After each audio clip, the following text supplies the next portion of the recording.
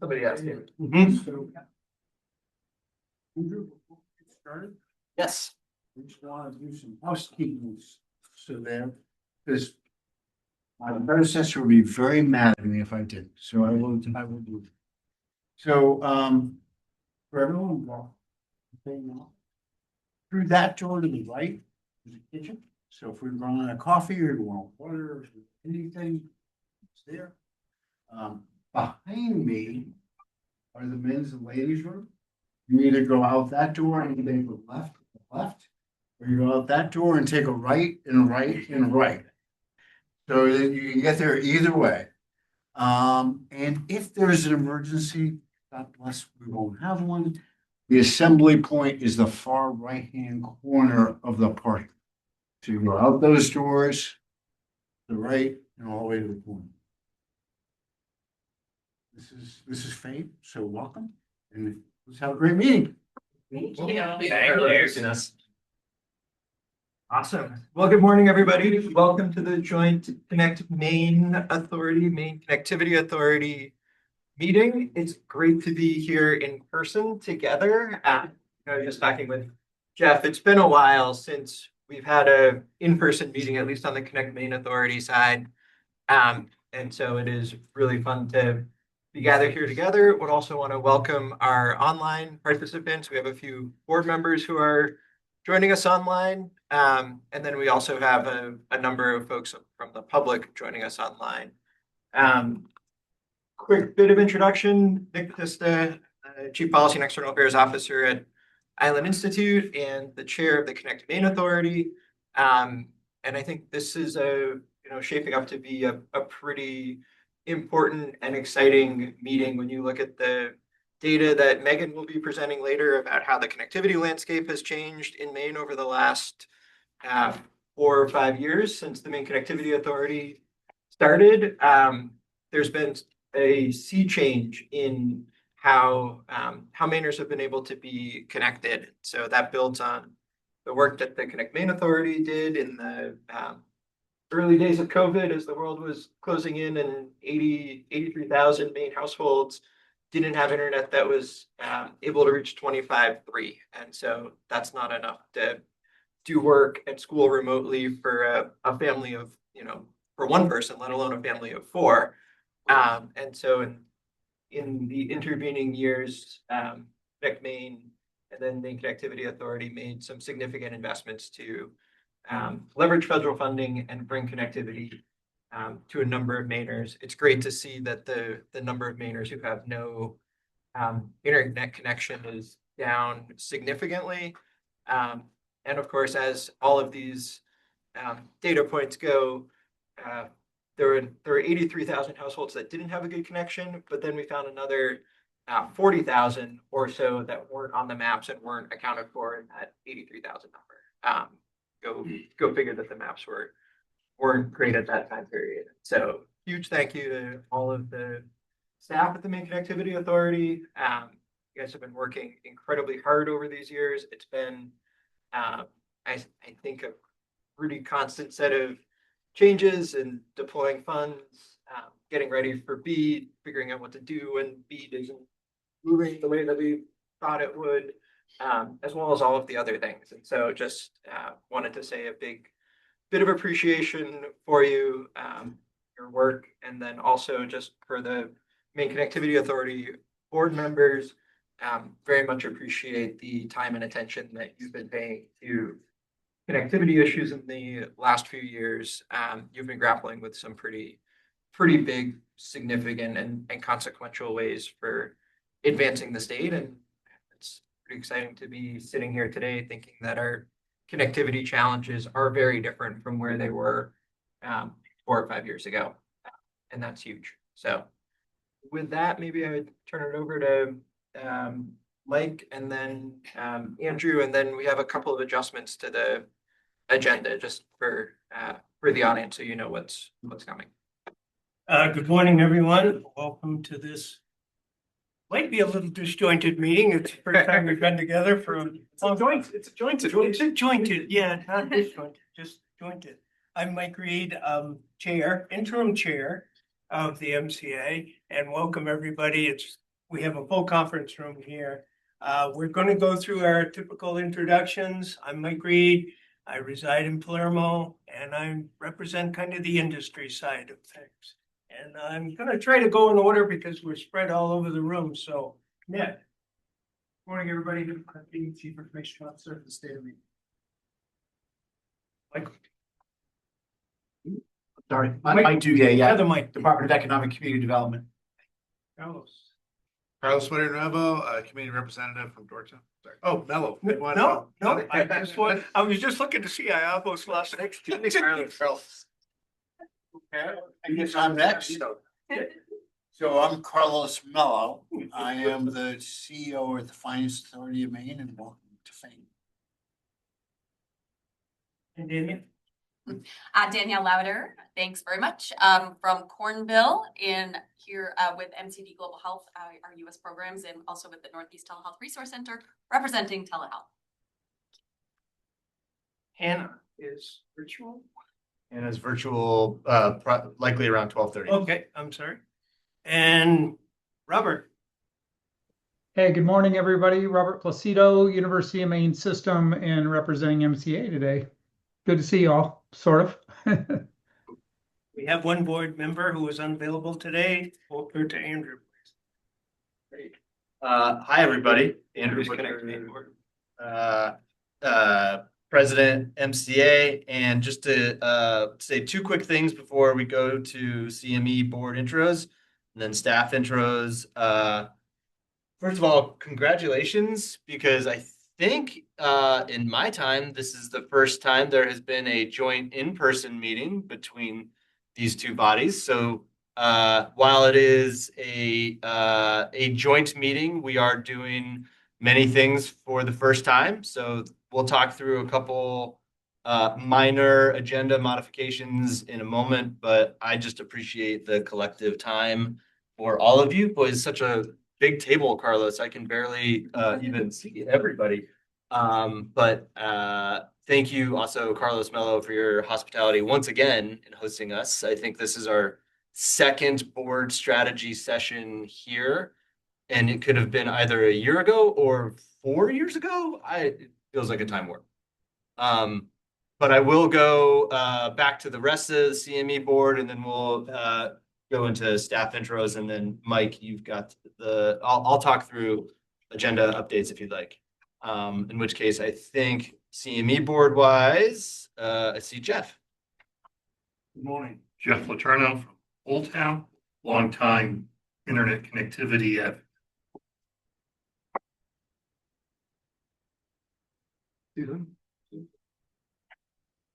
Susan Corbett. I'm the Executive Director of the National Digital Equity Center. Good morning, everyone. Good to see you. I'm Jody McCollman. I am the Director of Telephone, Water, and Safety at the Maine Public Utilities Commission. I think it's also worth mentioning that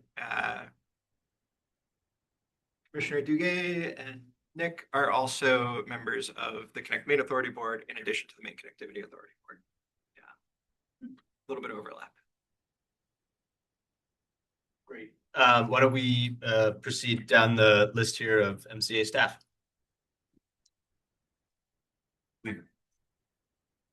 Tyler, sitting. Just that. Introduce yourself.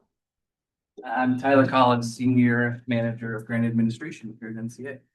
Best intro of the year so far. That's how I like it. Hi, everyone. I'm Kendra Jo Grindle. I'm the Chief Program Officer for MCA. Hi, everyone. My name is Laura Vanderlucht, and I'm the Chief Engagement Officer for MCA. And I'll go to Sarah, who's online. Morning, everyone. Sarah Scola, Director of HR and Operations at MCA. Good to be with you today. And I'll have to hand it off to whoever is next. Lori. Morning, Lori Poland, Finance and Accounting, MCA. And talk to you, Megan. Megan Grable, Director for Research and Data for MCA. JD. John Doherty, Director of Mile, MCA. Hey, Jenna Ingram, Senior Manager of Communications here at MCA. Hi, Dave Bresnahan, Senior Manager of Programs and Grants at MCA. David Weddick, Senior Financial Advisor to MCA.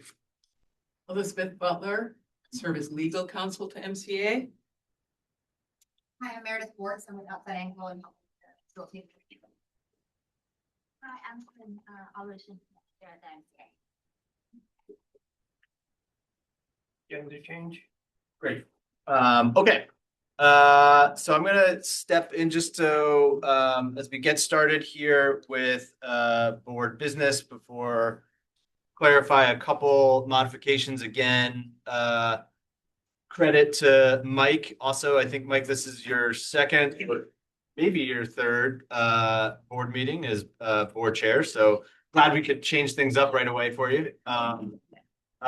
And especially as we have a multi-part purpose meeting today, right? So just to boil it down, we have about an hour of board business between both boards. We do have one executive session item for the CME board, item 4B. And what I think we're going to do to make it as straightforward for us and any virtual attendees as well, we're going to shift item 4B all the way to the end of our morning session after item 7 so that we can get through board business, items 6 and 7, and bring it to 4B right before lunch. We'll go into executive session for that purpose. We'll come out of executive session to clarify that no actions were taken in executive session. And then, just so folks are clear, we will go back into executive session for lunch. No one needs to be attending for that. We then have a period of joint organizational strategy that will remain in executive session from 12 o'clock until 2 o'clock. We will come out of joint executive session at 2 p.m. and confirm that no actions were taken in executive session. Does this make sense? All right. So it's actually just one change. 4B will happen before noon. Okay. And with that, we've got an hour of board business. We've got an hour of focused learning and discussion per your collective input. And that will be serve the purpose to inform our afternoon strategy session as we look forward. So with that, I'm happy to shift to Mike for item 2 to get started with our business. Excuse me. First order of business is to review the previous meetings minutes. I have a motion on that. Are there any questions? So second. Second. Discussion. All those in favor? Opposed? Motion passes. Nick? And we're going to do this again for Connect Main Authority. So previous minutes. Do you have a motion? I'll make the motion, Nick. Accept the minutes. Awesome. Move. Second. All in favor? Looks good. Unanimous. Thank you all. Like you guys do this all the time together. Very good. I'm going to shift us now to item 3, and I'm going to hand to you, Kendra. Just wanted to give everyone a brief overview of kind of where we are from an infrastructure standpoint. So I'll speak a little bit to our all-in programming, and I don't want to take away the opportunity to hear from Megan later, so I won't go too in the weeds.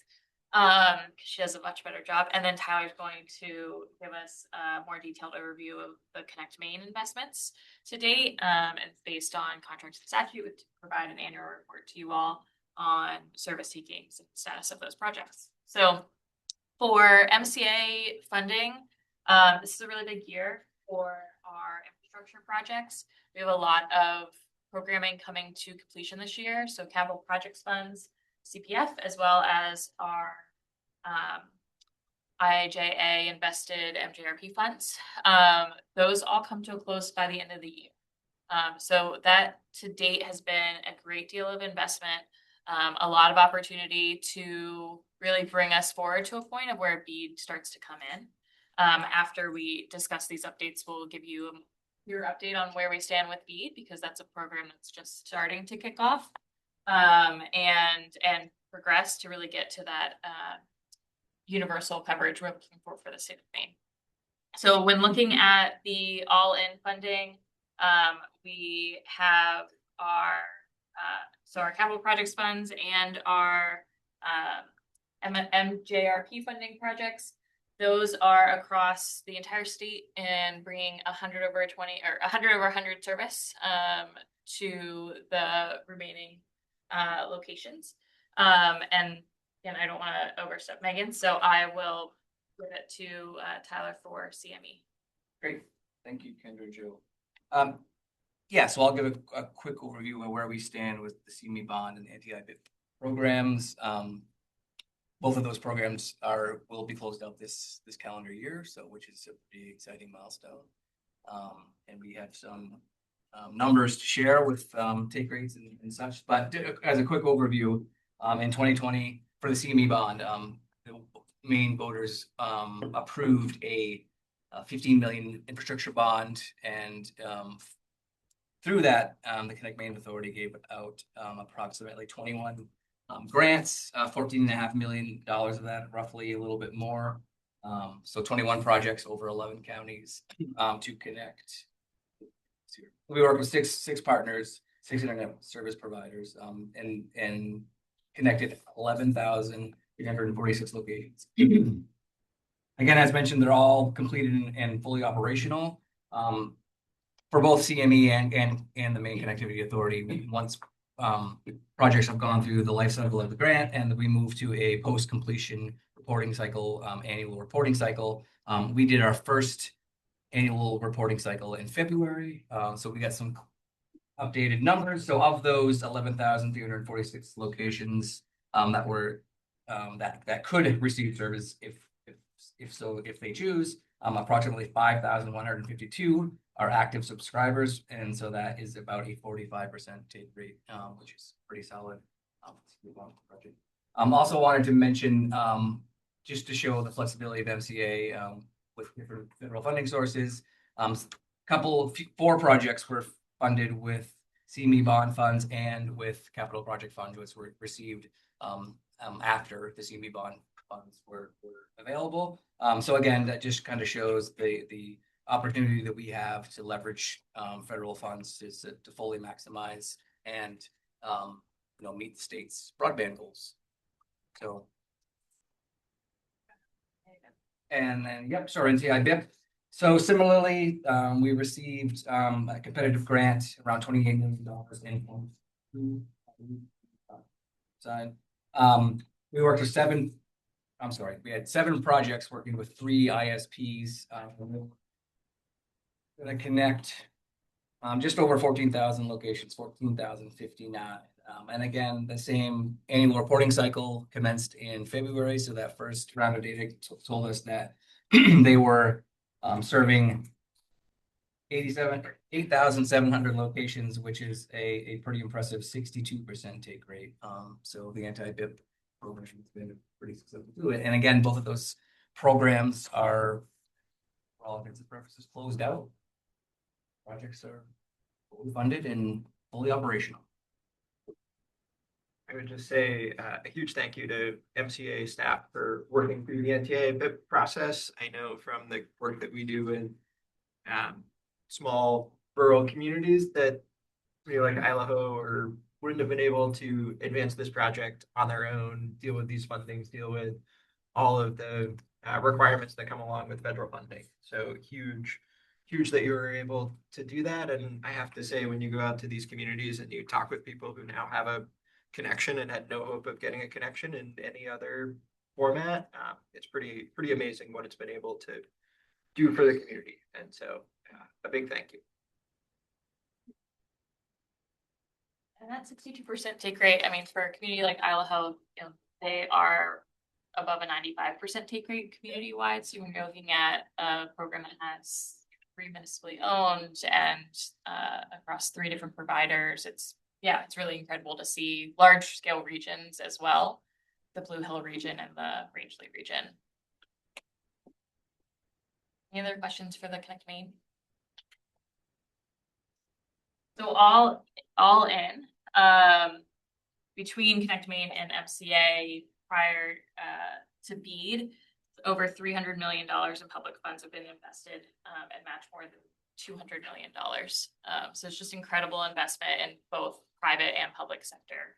And then heading into BEAD updates. So for those who can remember, we're roughly $48 million of deployment investment for BEAD programs, and that's going to get to the remaining 22,000 locations to ensure that they have, these are all the locations that have less than 120 megabits per second, and building them out to that universal threshold for us.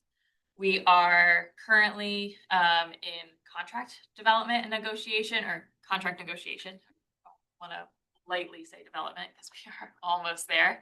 But I am going to hand it over to David to talk a little bit more in depth about where we are with contracts and products. Yeah, so right now for the BEAD program, there's about 21 projects that we're contracting. So each one will have an individual contract associated with it. It's spanned across 3 different ISPs, 2 of them traditional fiber providers. One of them is an LEO provider, which is a low Earth satellite, SpaceX. Now, we signed the notice of award and our intent to distribute these $48 million in late December, which means that we had a 6-month timeline to contract, which is the end of May. Right now, we are still on track to hit that. There have been some unique bumps in the road on the way to here, and the main kind of caveats that come with the contract development is that there's been new guidance that has been provided over the course of the past 6 months. So we have been actively updating our contract with the most active guidance. We also want to reduce the administrative burden of having to re-sign a contract if that were to happen. And I'm sure, as all of you have been part of contracts before, no one likes to sign a contract that says, and you must do X, Y, and Z without knowing what X, Y, and Z is. So there's been some delays on that front. The other piece that we're still finalizing is the location list. As you also have all known, as you're part of the connectivity boards, the constant updating of the fabric happens as well, and constant updating of locations that appear in the fabric that might not be actual locations, or inversely, locations that are most certainly locations, but they don't appear in the fabric. So we are in the final processes right now with our 3 providers on locking down the final location lists. We will then do a final budget adjustment to ensure that they are only covering federal funds to cover actual locations. It's very specifically called out by NTIA, and we don't want to have to go back and claw back funds or do a last minute amendment at the end of each project. And then we are in hopes, and I think that we are still on track to have all 3, essentially all 21 contracts, but all 3 with all providers signed by the end of the month. We are going to be submitting an amendment to NTIA this week for that exact budget number, so we can start from the best we possibly can, and then we'll go from there.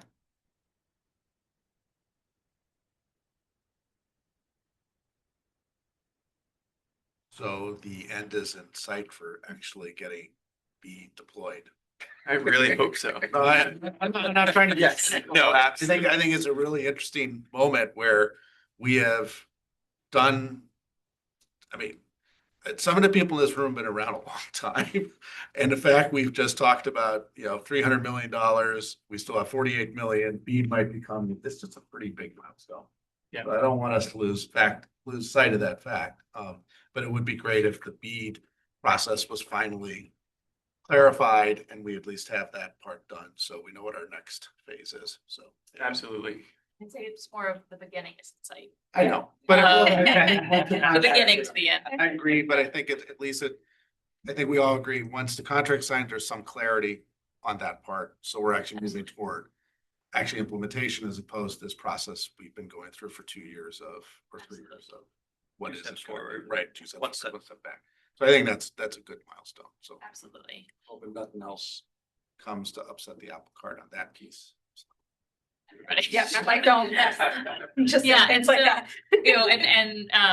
For those who have been following, we have selected and have gotten through contract with our environmental and historic preservation vendor, which has been great. So they've had kickoff calls with at least one of our sub-grantees. They're having the next call with our second subgrantee this week, which starts that NEPA process and just gets the ball rolling, gets the steps in place so that that can immediately move into motion. Permitting can get moving forward once we get to contracts. And we have providers in our subgrantees that they're ready. So once those contracts are signed, they're able to move into permits, then they're able to move through construction. And really hoping to get a lot of work done within this year and particularly for the next year. So, yeah. Can you share a little bit more about the fabric? You think it's as good as it can be for getting these contracts signed? So how do I frame it? As the best it's been, or are there still go that far? There are some mandatory requirements for eligible entities about the fabric and when we have to remove locations off of the BEAD eligible list. And so one of these requirements is if it comes out of the fabric, they are no longer BEAD eligible. We just did a check against our 22,000 locations, and 1,000 more locations disappeared off the fabric, which feels incorrect. And so we have clarified we can wait until the end of the process and work to challenge these locations to put them back on to the fabric as opposed to just wiping them out now, at which point we think they would be gone. So we're working through the process on that. And then we've also discovered some private building that has happened because of the way that we set up the rules and the intervening time between application and now. And so is in the best interest of the subgrantees to get those off lists before we sign the contracts, because they cannot receive funding for something that already has been built. Yet they would also be responsible, sorry. Yet they would be responsible for corresponding match included in their proposal. And we would also be responsible for the administrative oversight of the match as well. So it is in everyone's interest to make sure that we are balancing completed activity and those data points of locations that have come off and may go back on so that we can ensure universal coverage. I'm sorry to dig so deep, but you think we can wait until after? I'm misunderstanding. You got 1,000 that we're concerned about. We'll just use that number. How does that work with the people signing contracts on what they have to build? I'm lost on that connection. So a lot of them have been out in the field and have been looking at these and have already submitted locations to us that they believe to be non-locations. And so if they're not in one of those non-location lists, there's every reason to believe that these are real locations that have fallen off because of poor methodology on the part of the fabric creator. And there is a process through the FCC to challenge these back on, and we'll require that as part of the evidence submission to make sure that the provider gets paid for building to real locations and that real locations are kept on the map. if we remove locations, we have no pathway to add them back on. Thank you. So that is another reason why we'd like to wait. There will be other versions of the map. We have the challenge process. We also hope that there will be further guidance. We've seen this in other funding programs.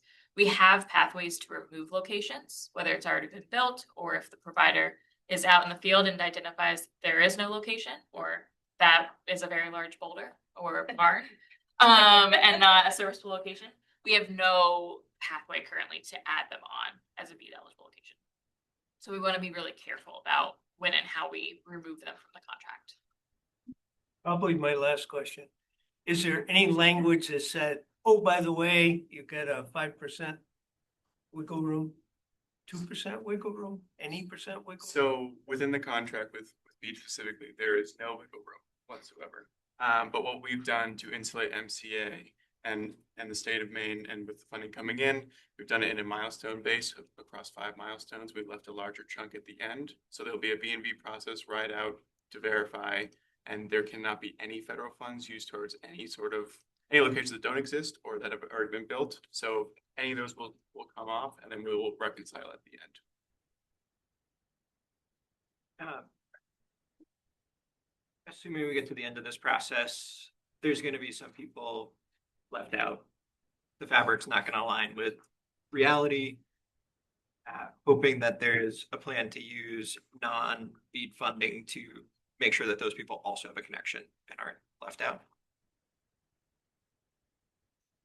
I think that there are a couple of ways of approaching that. First of which would be relevant to what is eligible with BEAD non-deployment funding. It's a little bit of some of the orientation that conversation we'll have in a little bit. And also looking forward, how do new locations will be built in the future that are not even they're not even established yet. So how do we continue to think about those needs? Or think about people who just were amiss on that. Worry less about somebody building new in a place than somebody who's there and just left out of the process for whatever reason. Dave, this has been why having CME bond funds, having CME assessment fee, having a more localized investment that is flexible and can be braided in with federal funds to offset and make sure that, regardless of the federal guidance we have, that's one tool. We need multiple tools to try to get at a universal solution. I want to underline what Kendra Joe just said about flexibility. That CME fund is really, and it's a lot of what we talked about in the legislature this year, right? That our federal funding is rigid, right? And so the flexibility in terms of implementation, in terms of being able to come up with a strategy to look at problems, Nick, that you're identifying, it's crucial to be able to accomplish those. We're going to keep us moving forward. We have a couple more just quick updates on things that either are general updates or overlap between boards. So Megan, if you want to give a quick update to the grant management system, and then David on the wireless partners, and then we can close the session. All right. So the grant management system, MCA has had a series of different types of technology for managing our grants management over the years. Our most recent centralized one hasn't been quite what we needed it to be. So we went out and started talking with some different software companies to see if we could find a new solution. Through the process, we learned that we were going to need to go out to RFP. And so we've had an RFP out since the beginning of the month. We had 2 rounds of questions submitted. The last round with answers was posted on the 27th. We've had some good interest from some companies that we know about just from being in the space, and some other ones that are new to us based on the questions that have been submitted. And May 6th, so in 2 days, is the close of the process when we should get the submission of the proposals. We're going to take 2 weeks to review those, along with some added technical support to review on that side. And then we will be making a determination on which one we would like to pursue and bringing, I think it's an email to the board for approval of our recommendation based on that process. And this system long-term will support all the grants while focusing on BEAD to kick off, making sure that that moves forward quickly. It will focus on all MCA, CME grant managements in the future. Including the ones that end this year. Yes, because we'll have annual reporting for the interest period. David, wireless partners. Yeah, so we talked about this on the January board meeting, but this is the Jumpstart project with wireless partners that just was able to be completed. So we went through the long process of termination, sent 2 termination letters, and then a follow-up letter, as we described at the board meeting, to essentially put them in not good standing at MCA. They had until today to make a challenge to the board. So we have not received that as of this point. If they send it in by the end of the day, I suppose that we can have that discussion. But if not, they will move to not good standing at MCA formally. And there's the background is extensive, but it's been about for over a year from the point of back and forth. Tracked everything and then go from there. And in our final letter to them, there is a remediation plan. So at any point, if they wanted to remediate, and they can, but this was an appeal window for the decision that was put in place. If there are any questions on the updates, I will hand it over to JD as we move into board business. All right, can we, just so folks know, we got about 20 minutes or so until we transition to, really effectively item 6. So yeah, 20 minutes or so for the next few. So what you have in front of you is a change order. So as you know, we adjusted the route, and with that route adjustment, got approval from NTIA, but with that, some options that we had room in the budget. We have not, just to reemphasize, we have not gone over our grant budget, using the same funding that we have. And we upgraded the overall fiber to 288. We also added some interduct in the underground areas, basically along 395. The location hot finalized, the prep work. Now we have some details around where those are going and how we're doing it. And then obviously we're going from Augusta to Portland. It's a lot more urban. So poles are closer together and a lot more busy. And so costs go up. And we did have an additional, well, I'll say an additional, but the original 5 miles of new poles that were in obviously the original grant as well, but we didn't have exact pricing on it because we didn't ask for that in the RFP. Design construction RFP, I should say. So we now have that cost associated with it. So what you have in front of you is that change order for the difference of what we're utilizing with our contract with Surtex. We did go back to our lawyer with Asha. And she, it's because we talked about maybe there needs to be a new agreement, and she said, no, you have the T's and C's and the language in the original agreement. It's all set up for a change order, utilize the change order process. So that's why this is trying to be. Happy to answer any questions on that. This is been recommended by the infrastructure committee to the board for. And this is just on MCA.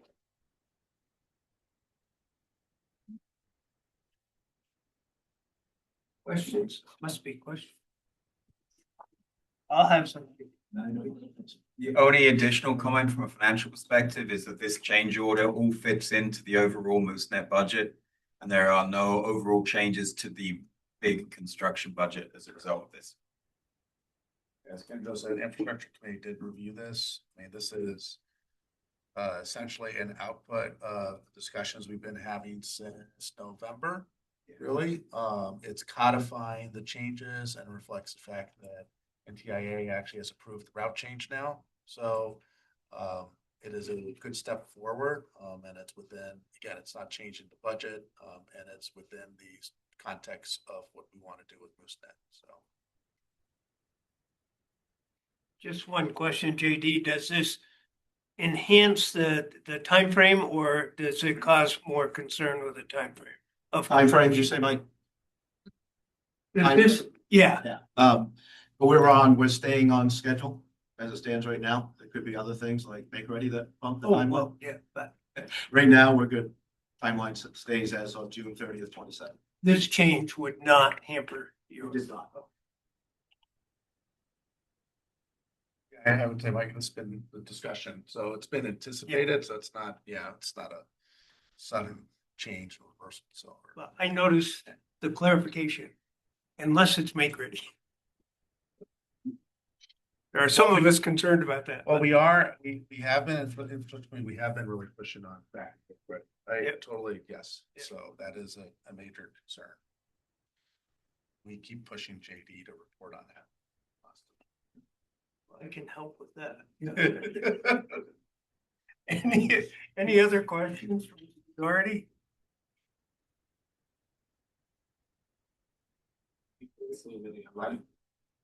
Oh, I'm sorry, I'm not watching that. No, I'm all good. Are we ready for a motion? I'm happy to make a motion to approve. Just need a second. Second. Any other discussion? Questions?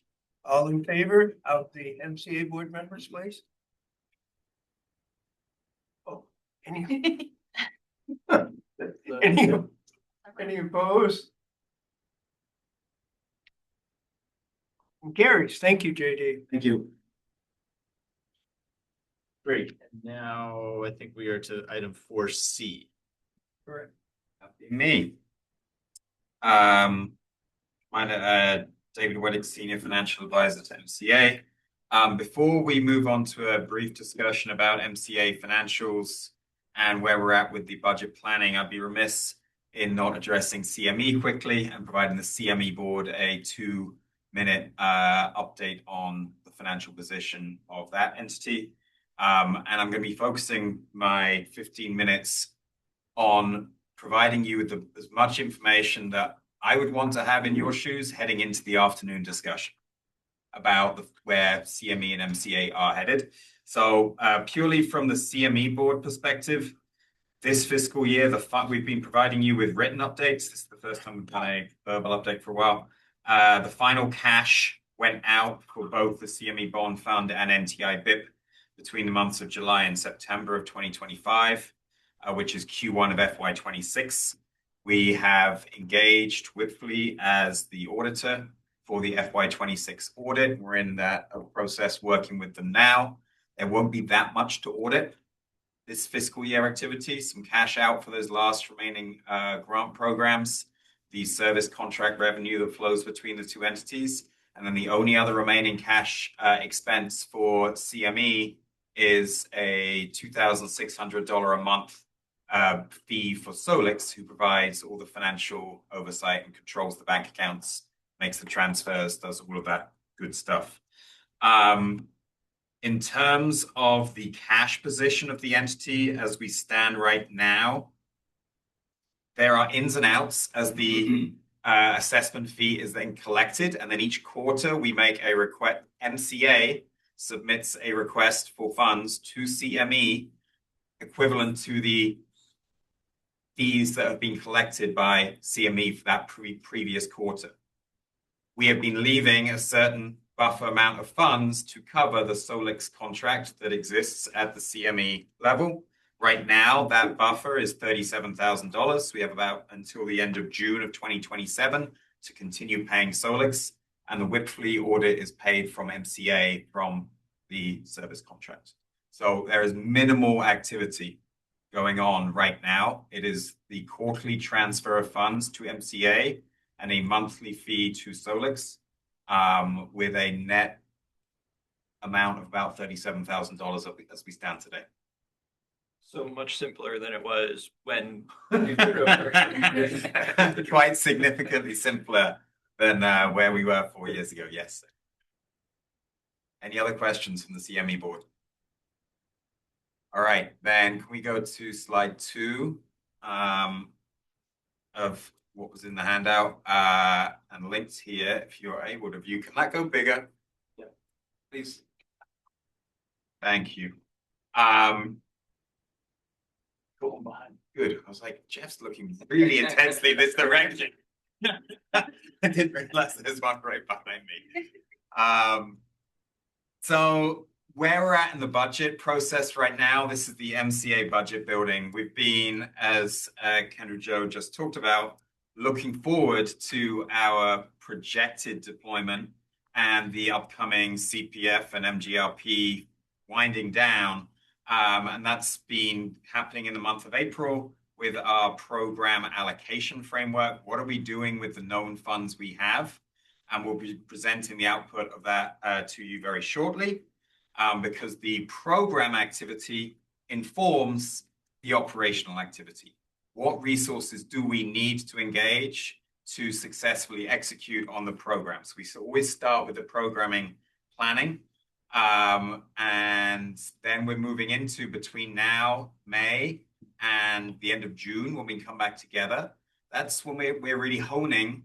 We'll do a final look at that program allocation framework about how we're projecting we're going to be deploying funds. And then what resources do we need? We're not just doing this for the upcoming fiscal year. We do this to the best ability we can for 3 to 5 years looking forward, so that we can try and project with the information we have at this time, knowing we're going to be wrong with some of the projections, what that implication means for both program money out the door, and then the potential operational spend. So we'll give you guys a brief snapshot of that today as to where we see those trends heading, which I think is an important background to the afternoon session as well. In the past, we have primarily focused our goals on two different levels of a budget structure. As I just said, level 2 here that's listed, the MCA core, which is the programs and admin. We've tried to be as transparent as possible about the separation between program capital and administrative capital on the projections. And then within the administrative capital, we've always done an operating budget. So we look into a little bit more detail as to where is that administrative capital going. We're now adding for the first time at a budgeting process, the MCA consolidated level, where we're going to be stripping out MooseNet and showing MCA core as primarily a pass-through grant organization and programmatic implementation operator, and then middle mile as a MooseNet operator, and showing you the budget MCA consolidated. So that's going to be new. The objectives is, it's always been important to empower people with information. As we come into the last year of programming for CPF and MJRP programming, and the deadline of this calendar year of 12/31 to get the programming out the door, that level of timeliness and information flow is going to become increasingly important. We are aware of that. And so that is a goal that we're going to be leaning into. We've done it twice with some CME programs wrapping up and needing to get sharper pencils. You get towards the end of that program and say, okay, we're going even sharper with that pencil. And we're going to be leaning into that this year. And then the operations side, thank you, Andrew, for the reducing the friction on admin items and looking at lining FTEs with our flow, revenue flow. So next slide. Where are we at right now heading into that discussion as to what resources do we need? Before we show you what the programming projections look like based on our current program access to programming funds, we wanted to talk about the three primary sources of uncertainty that we are juggling. There's always uncertainty in the world we live in, and these are the biggest three that we're trying to figure out how do we budget around appropriately and for these big three, which are firstly the BEAD non-deployment, which we'll talk about more later. The total amount is uncertain. The timeline of release is uncertain. The split between program and admin funds is uncertain, and we will learn more by hopefully late June. The next one, CME servicing contracts between MCA and CME.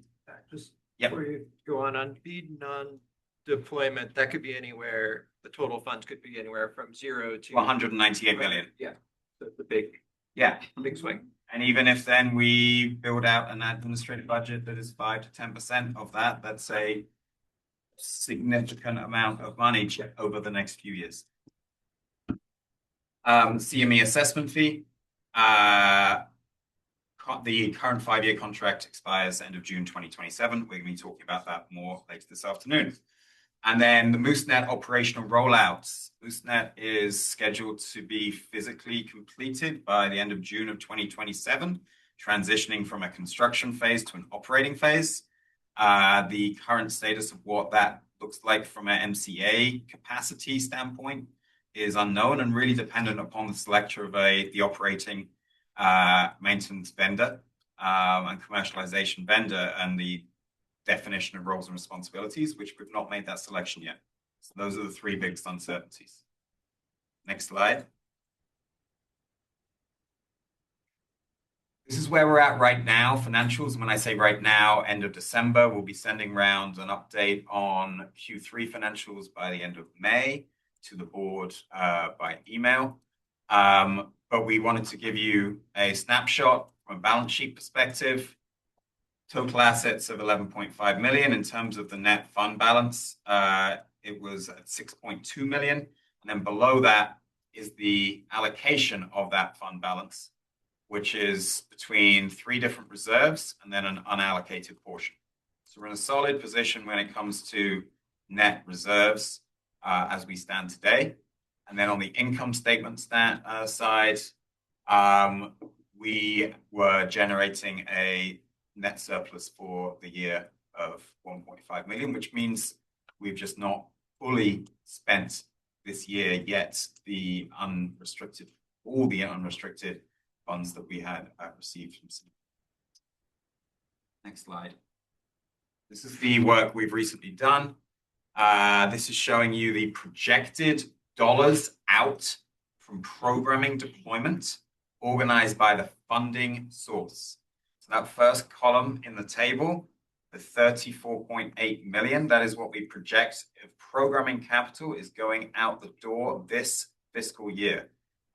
So up until the end of June 30th, 2026. We're then going to be seeing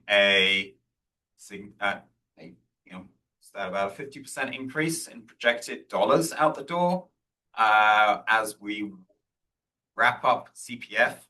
That does assume that we get every last cent of CPF programming funds and MGRP programming funds out the door by 12/31 of 2026.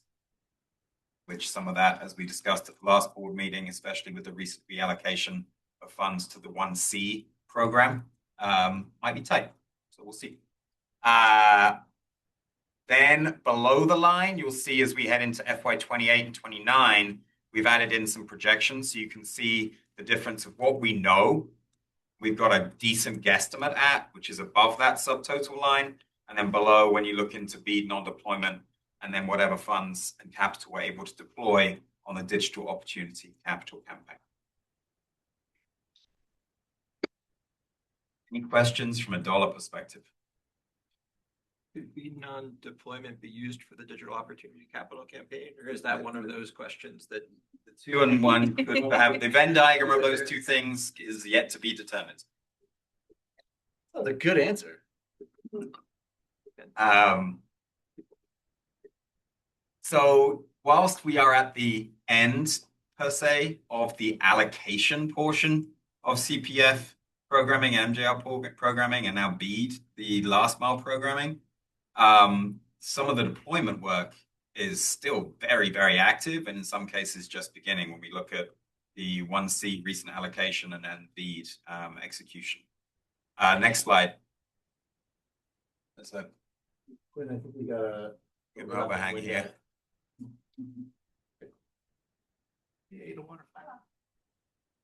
Great. So this is where we are on our mountain climbing graphic. It's still pretty high. And then disclaimers. This is only infrastructure projects, last mile infrastructure projects that we are counting in this. There's none of the middle mile work that is being kind of counted. It's not done on a dollar basis. It's purely how many of these last mile infrastructure programs are in active management. So we could get a sense of where the workload was from a grant administration standpoint. So we're still above 40, but are heading into a position where by January 2027, all the stuff in green, which is the CPF funded programs, should be getting down to completion, which then just leaves BEAD last mile for the last mile program. Just. Next slide. So this is, with the caveat, this is early stage. We wanted to give you guys a snapshot of where we see operating revenues headed.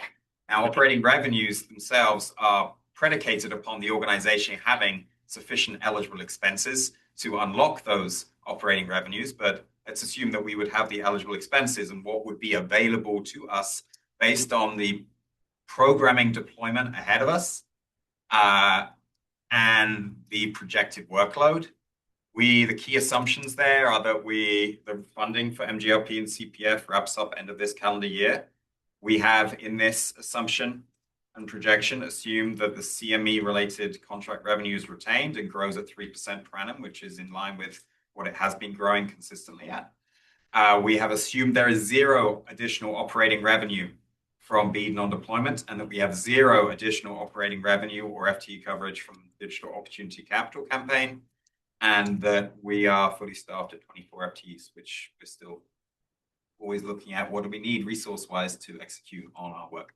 But these are the assumptions we've built in to show that our revenue is projected to come down by about $1 million each year over the next 2 fiscal years. The big driver for that is the CPF and MGRP revenues dropping off. That is the first driver. And then the MooseNet related revenues dropping off as we move from construction, where staffing was funded, to operations, where they're not. And then in terms of the number of FTEs that are currently directly written into or indirectly implied by the existing grant programs, again, excluding the BEAD non-deployment, is moving from 18 to 16 to 11. Okay. All right, last slide. Right on 11 o'clock here, Andrew. Try not to speak too quick. So keyboard takeaways, solid financial position. We've got some reserves that we've built up to manage uncertainty. We know that we have, as an early stage organization, continue to look at the waves of uncertainty. So we've done what we think is appropriate, both from a strategic programming perspective on the MooseNet side and then operating. Top right, we're heading into a really busy year for existing programming. We've got the wrap up of MGRP and CPF. We're starting to execute BEAD last mile, and MooseNet construction is going to be full on. The workload for existing last mile programming, even though we have now fully allocated the existing funds we have available to us, the existing workload is real, as we showed by the mounting graphic. And then lastly, the 3 sources of operational uncertainty that exists. Questions?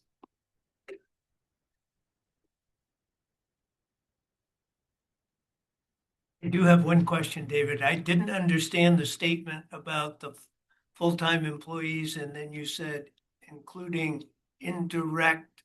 I didn't understand that statement. Could you just explain the full-time equivalent? What I said.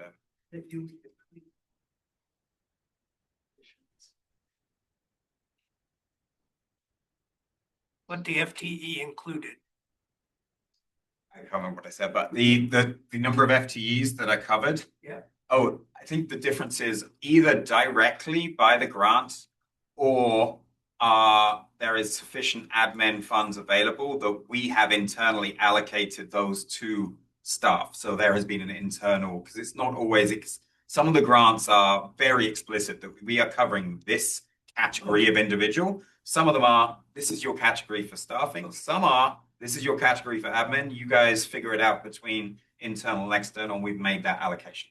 I was providing too much information. So that 18 FTEs is spread out among the 24. It's not specifically 18. Yeah, and it's like half a person here and 15% of a finance person here, which then results in the net difference being what the assessment fee via CME is being used to cover.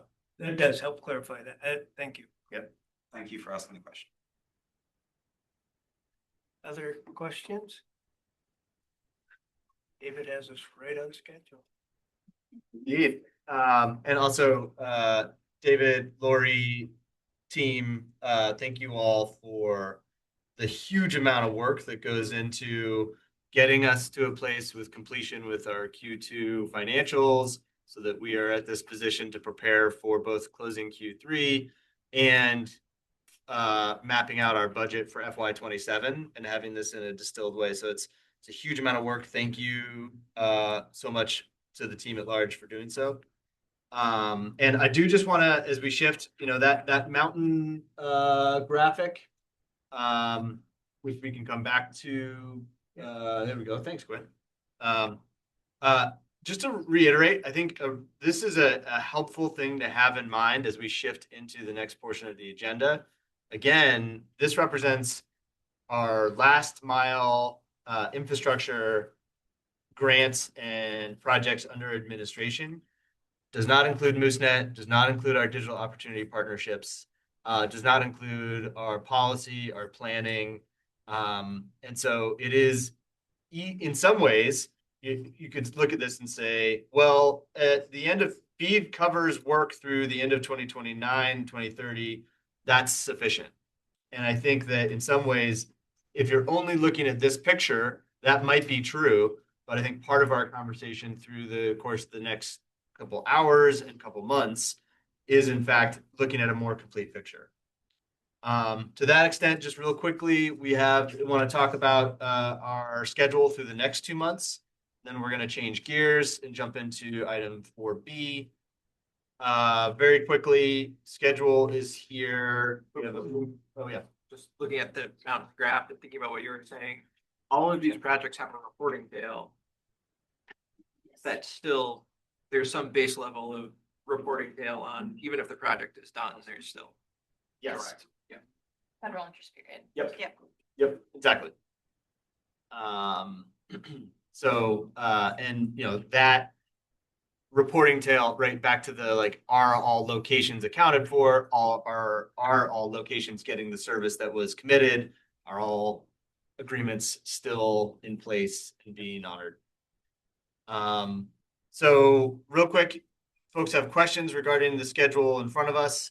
One thing I will raise for you all, we do have another joint board meeting planned for June 26th. Over the course of the next month, I would welcome feedback from you all as to, does that work? This schedule was developed based upon the collective feedback of, less meetings would be better. So we are trying to stack them accordingly, especially given our activities through the next couple months. So something to keep in mind as we come into the end of FY26. Any questions on that before we go back to item 4B of the Connect Main board meeting session?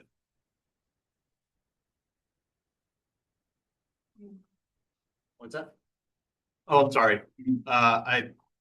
Yes, pardon me. I glitched my own plan. I'm my own worst enemy. Sorry, scratch that. We are actually shifting gears into section 6. Thank you for, I was wondering why all the confused looks. All right. Any questions of schedule before we shift to section 6? We'll discuss FY27 schedules in June. Correct. Yes. And before, hopefully we'll have input from everybody, we will be asking preferences of meeting schedules. Okay. So, while we will come back to some board business in a moment, again, sort of 3-part session to today's meeting. Take some time for board business while we can, and have some time for necessary learning, building upon the budgetary discussion that we just had, to have some focused content and issue and topic. And so Quinn, thank you so much. I know what you are doing. Great. As you see here, as you may recall, given that today is May 4th, and an ideal day for a joint board meeting, we asked a series of questions for folks to try to understand what it was that you would be looking for focus on within the learning session. We heard from a couple folks in committee sessions over the course of the last couple months. Hey, I know we're ramping up on wireless and cellular, but it would be useful to have a little bit of time and space to talk about specifics. Hey, BEAD non-deployment seems like a pretty big thing. Can we talk through a little bit of the parameters associated with that? So thank you to the, I want to say 9 of you that collectively responded to a survey a month ago to inform what our content focus would be and how you would want it. So just to recap, what we heard from you all was we don't need a concentrated MCA team presentation. We do want some information ahead of time to be able to digest, and some dedicated time and space for discussion and clarification and dialogue. Context is helpful, but let's not spend too much time on it. And how do these issues interrelate to each other? So with that, thank you both for the input coming into the conversation. And now really through the course of the next 40 minutes or so, it is intended to sort of be a flexible space for discussion and exchange. With that, so that I can also participate, thank you, Meredith, for helping us navigate the rest of the discussion. Hi, everyone. So just to build on what Andrew was speaking about, my job here is to help enable you all to participate in the conversation for the rest of our time together. And I have the job of making sure we move the conversation along and we try to make sure this is as productive as possible. So apologies, and also you're welcome, depending on where you find yourself in that piece of the conversation as we move forward. But really just want to say, board members, you all bring such expertise and unique, different perspectives to the conversations. We really want to draw that out and hear from you today. And of course, we have so many great staff members here that bring their own expertise and can contribute. So we will revisit these rules as we come into each piece of the conversation. Let's get through this. So as Andrew was mentioning, this next dedicated about 40 minutes or so will be focused on learning. And we really want this to be discussion oriented, building on the pre-reads. About some of the emerging technologies, the emerging practices and things going on that really bridge MCA into the future. So that's what we're going to be doing here together. What we're going to do is first hear from you. I want to draw out some of your initial questions and reactions based on the pre-reads, or just what questions you're bringing in today that you want to use this time and space to get some clarity on, since we have, again, different members of the MCA team who can potentially bring their subject matter expertise forward and answer some of your questions. So I want to draw and hear, first of all, what are some of the things top of mind for you so that we can then organize the time and make sure we get to the biggest, most thematic things that are emerging for you. We also have an opportunity to hear from Megan about some of the data. We are going to keep that brief just to ground us in wanting to get to some of the more focused. So based on the readings, and again, whatever else you're bringing in today, just want to hear some initial conversation or just 5 minutes or so of what's most exciting to you as you read through those, as you are learning about where some of the emergent things are for MCA, what's most exciting, and what questions are you hoping to have answered in the next 40 or so minutes? Where should we focus our time? And so you can use your Post-its to collect some thoughts and pass those down, but I also am going to hear ask you to speak to those too, and I'll try to capture them. I'm going to capture them on the next slide, since we have these screens so that folks can see them, and also our folks online. Feel free to come off mute if you also want to contribute something. So what do you most want to know about today? What's most exciting?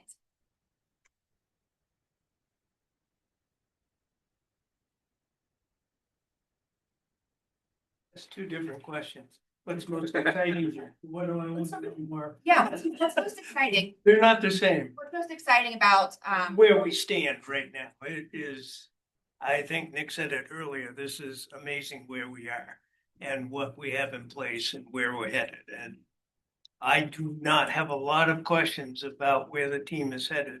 I think they gave us some very good information today.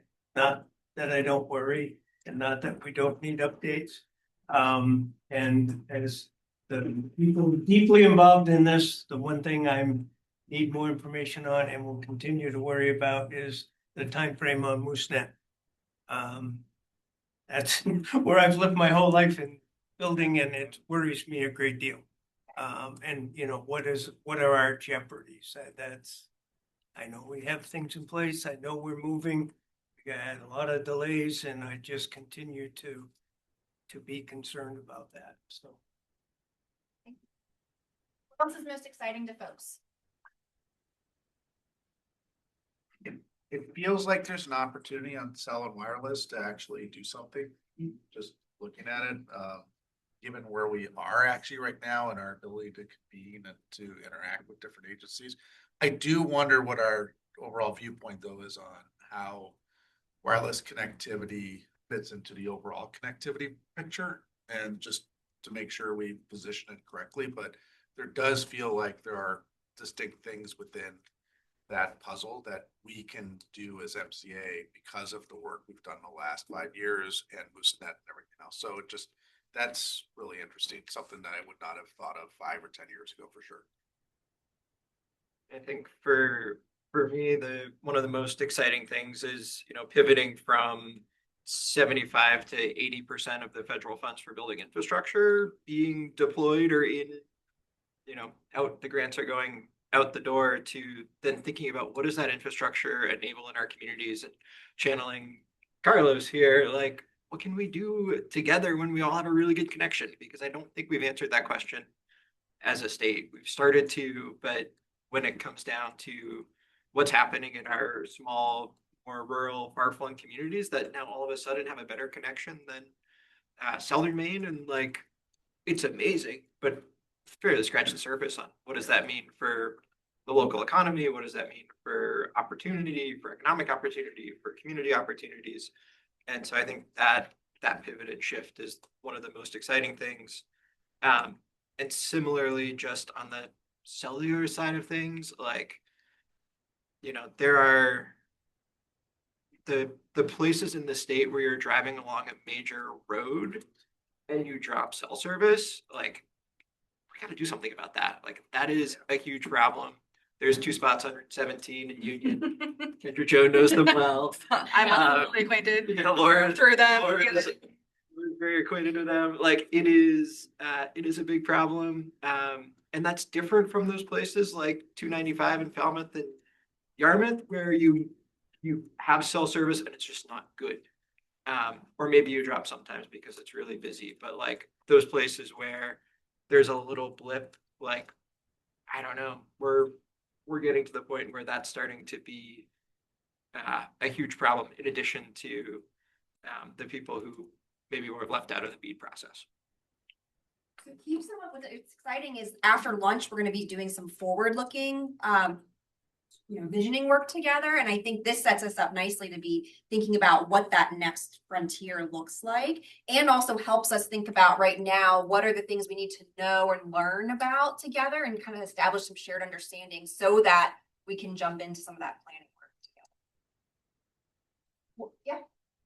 Is that going to include, you think, possibility for a conversation of the bigger thought as to, I think, just working off what Nick had said, we caught the bus, now what do we do with it, right? But I'm actually seeing a larger concern. I'm actually seeing a disconnect with policymakers and sort of where the state wants to go at a larger level relative to the infrastructure that's in the ground. Make a quick analogy, because unfortunately I've got a very pea-sized brain, but we're going to have an amazing race car in the garage and very few racetracks to put it on if we don't link the top with the bottom. And I'll just throw one thing out there. The conversation that ensued in this legislative session on data centers and technology is really, really concerning. Because I think the wonderful things that you all are doing to get that critical infrastructure is spot on. Yet at the same time, if we're saying we're looking at technology, quote unquote, those sort of next generation businesses, but we really don't want them in some spaces, that's troubling. And I just don't know in a sense, do we have the conversation about the next step of what our collective strategy is trying to weave those two together? Do we have, in effect, the coalition politically, as it were, in all of these different areas that really value what that next leap will be? And I'm really worried that it just sounded to me like there just is not a connection, no pun intended, but with what that infrastructure can and should do for us economically, and where the state ultimately sees itself going. I'm certainly not someone, if you know me, that's sky's falling, but boy, I got a feeling this legislative session that you can see it. Well, part of it might be that the infrastructure has only been built out in the last couple of years. There are Very people true. still, people don't move as fast as we think, so they're thinking where we were 5 years ago, 10 years ago. And I think you're absolutely right. We've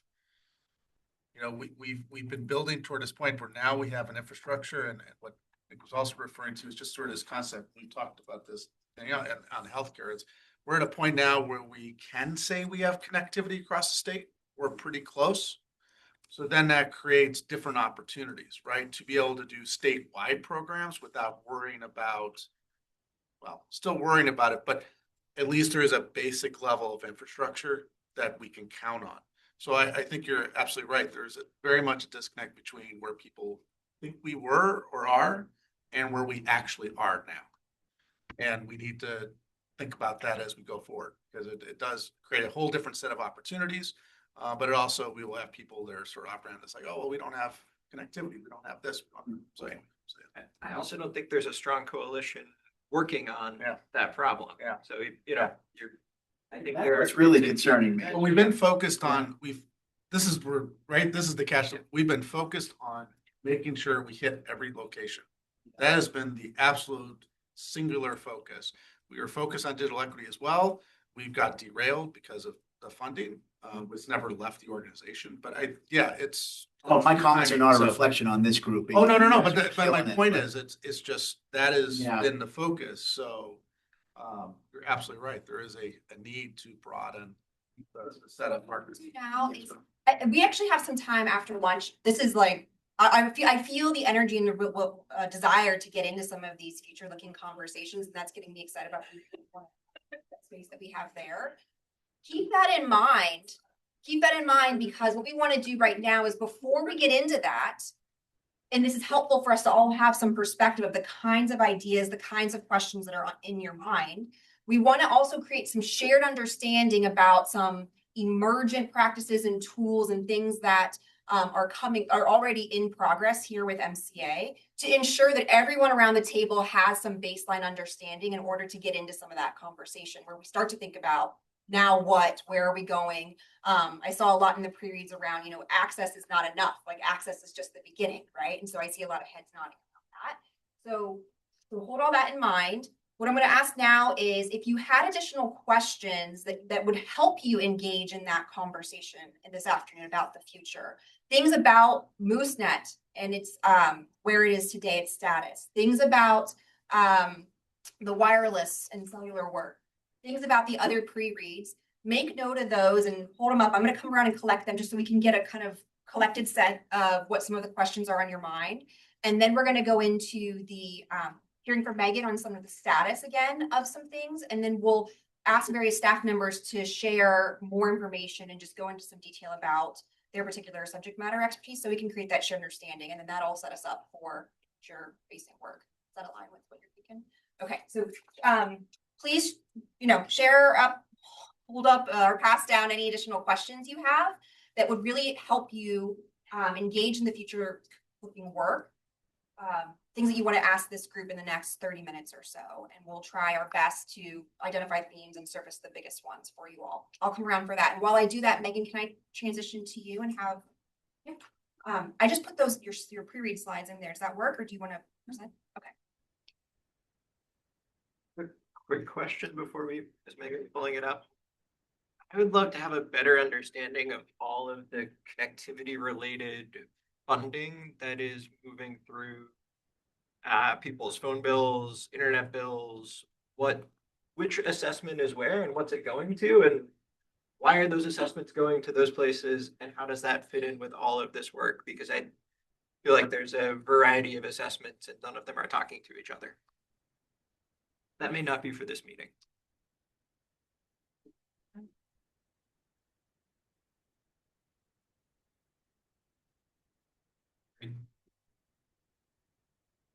If we can get started on that in part, because it does relate to a couple of the statutory related questions and functions. So I think we can get started and actually have some work already in motion on it. So, but with that, Megan.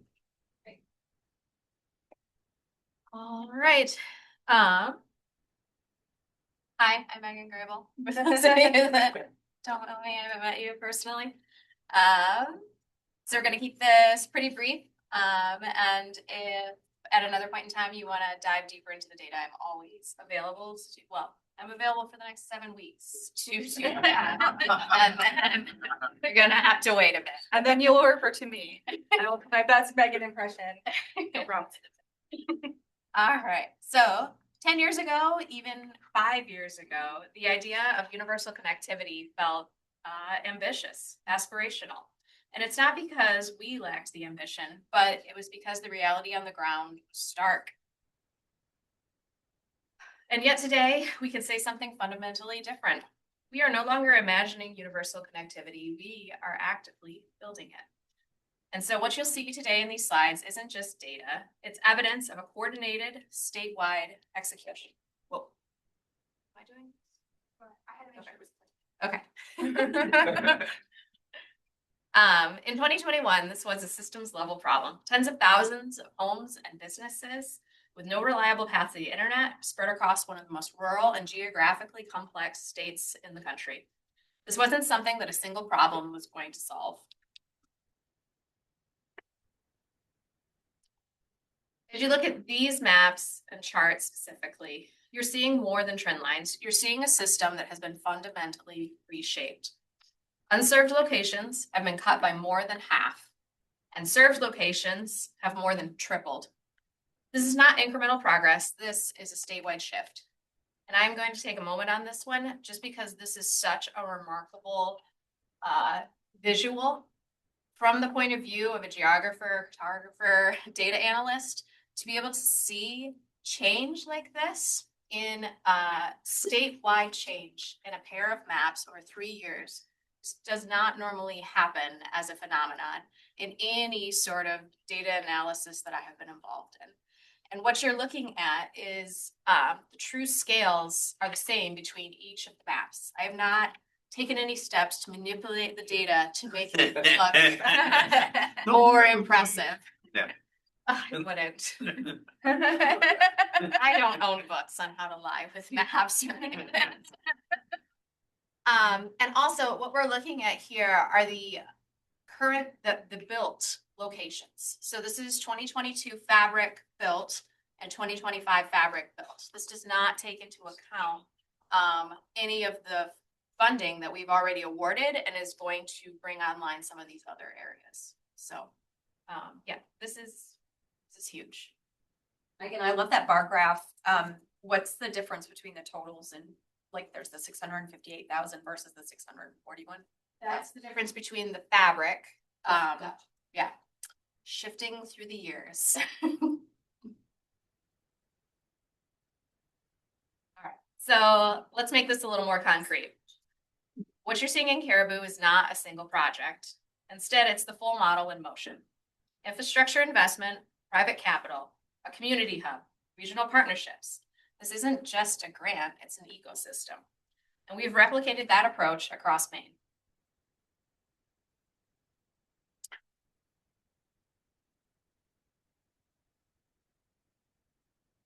That kind of progress doesn't happen just by accident. It reflects a deliberate choice, not to pursue a single solution, but to build a layered strategy. Each piece reinforces the next.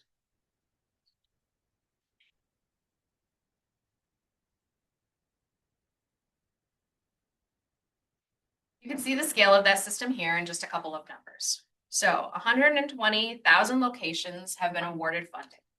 15 providers have been engaged in this funding. 4 different technologies have been deployed.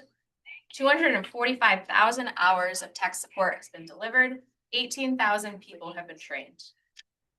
We're not going to walk through every single one of these numbers, but together they show the reach, coordination, and execution across the entire state.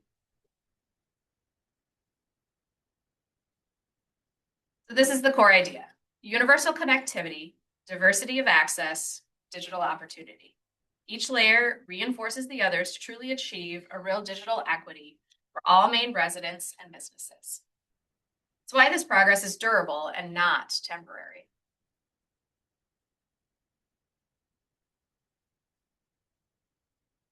So where does that leave us today? For the first time, every location in Maine either has a connection or one on the way. That is a structural milestone. However, it's not the finish line. Because availability is not the same as access, and access is not the same as adoption. Nearly 200,000 locations still don't meet the 100/100 standard, are underserved locations. Affordability of access and devices continues to be unachievable for many. How to stay safe on the internet is not common knowledge. Basic digital skills are still not the norm. The final phase of this work is more targeted and more complex. So let's ground it in something simple. Here's a story about a couple who moved to Bremen. They chose to live here to build their life based on connectivity. And that decision, where to live, where to work, where to raise a family, is exactly what our work is about. We're not just building networks, we're building and expanding what's possible in Maine. And MCA has demonstrated what this organization can do. We've taken on a complex mandate, overcome real barriers, and delivered meaningful progress for the work for the people of Maine. This work is not done.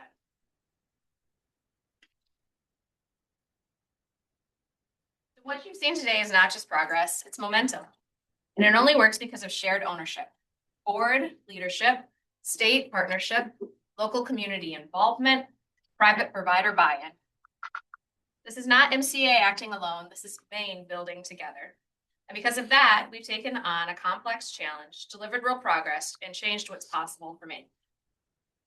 Now we move into the next phase of expanding what's possible. I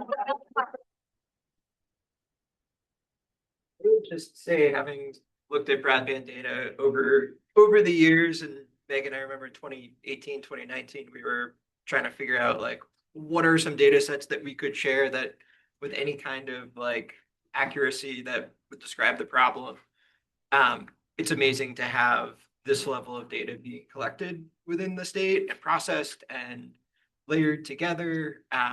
It's great to think about what that then enables for some of these next step conversations. And it's huge because the data wasn't there. Like we didn't have data we were comfortable sharing with anybody, and the best numbers we had were off by 50%.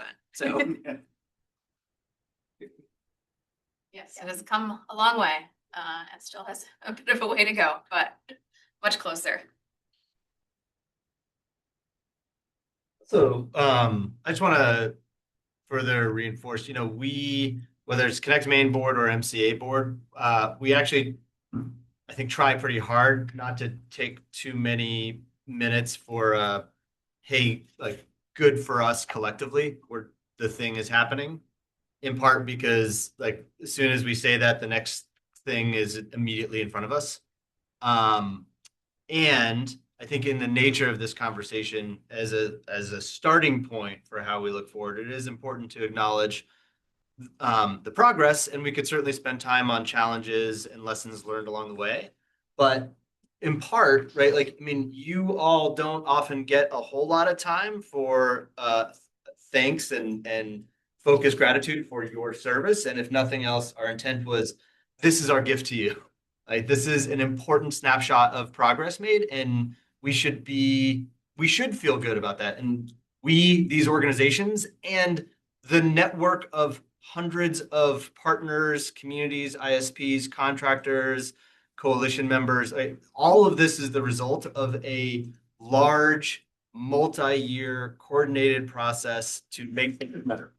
And so it's important to try to capture that, especially as we try to harness that energy into thinking about what's next, because the present is not static and the future is already starting to take shape. So I just want to acknowledge as much, and I think it's especially fitting for Megan to be orienting us to effectively where we are now. And with that, also, it's a good opportunity with about 30 minutes left for discussion right now to sort of continue shifting into, great, we have some financial insights around the organization. We have some data-related insights regarding where we are now. We have a handful of topics that we've been already priming the pump for discussion around.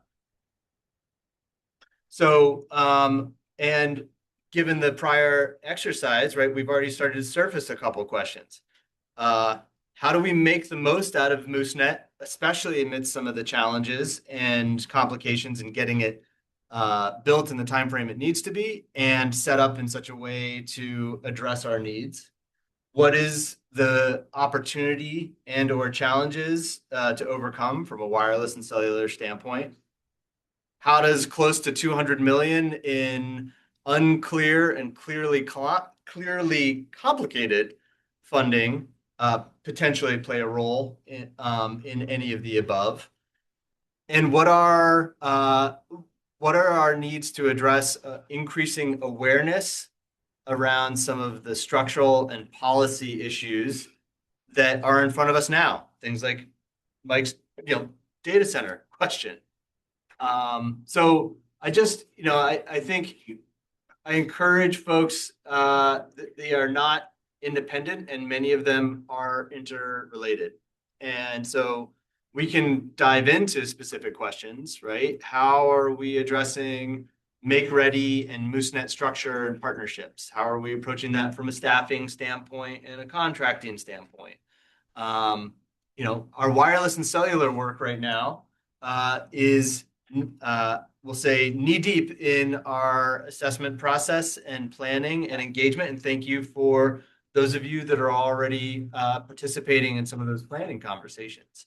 But again, those two are interrelated. And so I would invite you all to help us make sure that you are oriented, that if you have outstanding questions, even if it's very granular or if it's at a high level, I think this is kind of the time and space that we are trying to provide for you all, because this afternoon, we really do need to think about how to prioritize some of the interconnection between the issues.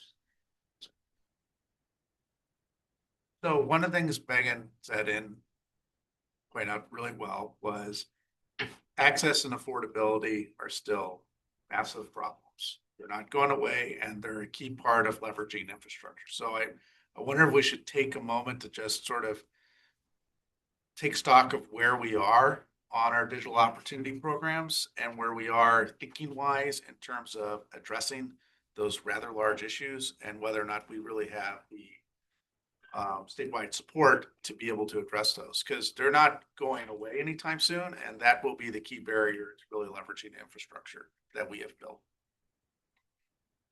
So you're right, they're not going away. But the way in which we approach them is definitely changed a little bit, as well as I think that we've set ourselves into a really good position statewide with regional partners and Digital Equity Alliance, which has been over the last month or so worked through what it looks like to have new leadership within the Digital Equity Alliance. And that the conversations I think that have started to happen with Susan, with Marika from the Maine State Library, and with several partners at large of what digital opportunity looks like for the state of Maine moving forward. We have had internal conversations around how we look at the current digital equity plan and not adjust the plan itself, but adjust the way in which Maine and Maine Connectivity, the way in which Maine Connectivity Authority approaches those pieces. How to right size fit our pieces of the overall plan to be in line with both staff capacity, funding opportunities, and the expectations of our federal funds. There are definitely unknowns. We talked about this a little bit already with non-deployment, but also as we look at the Digital Opportunity Fund, which Laura can speak to much better than I can, right? It's making sure that we are prioritizing what we've learned, which is how we invest in high impact partnerships in high impact regions, to make sure, because we already have the foundation and the groundwork there, right? We have an immense amount of data from the Regional Wabanaki Broadband Partners Program. We continue to work through the Maine Tech Share and Tech Help for Me programs and refine them to make sure that where we are investing, we're investing as maximized as possible. So things that rise to the top continue to be internet safety and cybersecurity, device access, whether it's free or low cost, as well as skills that are evolving and tangible across generations. So when we're looking at Mainers, it's not just logging online, it's making sure that regardless of where you are in terms of your connectivity and your experience, there's some program that can take you to the next level in terms of digital readiness and your digital skills. So in the day and age of AI, for those that need to go to the next level, myself, I need whatever that training is, right? Like, that there's something there for you, whether that's local or state. We continue to see evolution with our partners like the National Digital Equity Center in terms of what they're able to provide for sessions and free learning. And all of this is trying to meet the demand of right now. So as we keep moving forward to non-deployment, there will definitely be an aspect of that will help further our goals and our opportunities. As we look at the Digital Opportunity Fund, there's the huge opportunity there to refine exactly what we're asking for and putting in place. And then beyond that, it's not just on our shoulders anymore. And it shouldn't be. We have an immense amount of partners across the state who are chipping away at that overall plan and those goals through the lens of their work, whether it's we can't do telehealth, right? But we can make sure that we are providing resources and support and thriving ecosystem of digital opportunity partners so that Northeast Telehealth can. That was and my their partners question, can, right? Or how do we ensure we're leveraging to our best ability and doing complementary versus duplicative work? So rural health transformation funding, there is some funding in there for digital health navigation, right? So we don't need to duplicate that, but and how do we make sure we're kind of staying on top and sharing all of those things? I'm hoping that the timeline lines up really well, that we'll have some great guidance on the non-deployment, and we'll also be starting to implement and get money out for under the Rural Health Transformation Fund at the same time. So it's exciting. I had a similar comment about a different sector, sort of sector specific, and thinking about the state agencies that are moving their licensing and reporting activities online and have digital navigators embedded within the state agencies, and just making sure that that is tracking along as part of these. The fishing industry is the one that I'm most familiar with, and huge challenges in the lobster industry around some of that. And then also thinking about some of the shifts in DEP to some of their online permitting work, and wanting to make sure that we don't leave people behind in those shifts just because they're a specific sector, a specific stakeholder group, and they're not in the broad general category. Speak to some of that. So I think from an engagement perspective, and I know having an engagement team is a new concept for MCA as of December, right?